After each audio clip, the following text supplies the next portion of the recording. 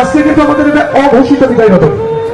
আমরা যদি জানতাম যে আজকে শেষ হবে, তাহলে গতকাল রাতেই বলে দিতাম যে আগামীকাল থেকে আমাদের শেষ দিন। ও সুজন মামা, ও রাজ্জাক মামা, ও মামা এখনো বাস না, তোর হাত পাও ধরো, তোর অনুরোধ লাগে, তোর হাত পাও ধরো মামা, তোর হাত পাও ধরো মামা, তোর হাত পাও ধরে কম। সুদের উপর টাকা নিছু, জমি বন্ধক নিছু, ভাতের চাল গেছি, অনেক টাকার টিকিট কাটছু মামা, এ পর্যন্ত কিচ্ছু পাও নাই মামা, এ পর্যন্ত কিচ্ছু পাও নাই মামা। তোর অনুরোধ লাগে, হাত পাও ধরো মামা, তুই যাস না মামা, মামা যাস না মামা,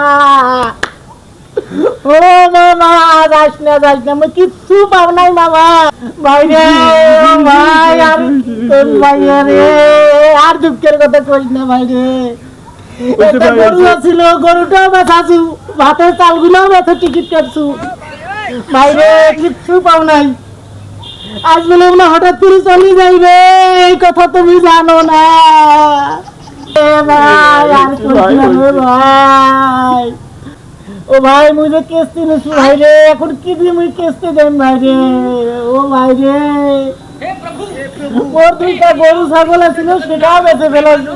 তো তুমি বলে এঙ্কুরি টিকিট কাটিন না, এঙ্কুরি কাটিন না ভাই ধরে বাড়ির কোনো বাজার আনিবার পাও নাই, মোর বউ গালি গালাজ করি শেষ করে রে ভাই।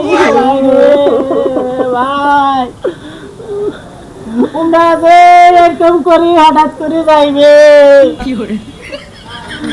ও ভাই রে, মোর জানা আসিল না ভাই রে।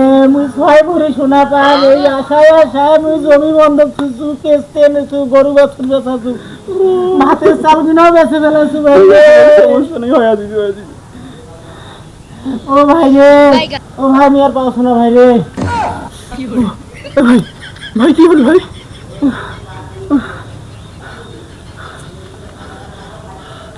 Hello, ambulance.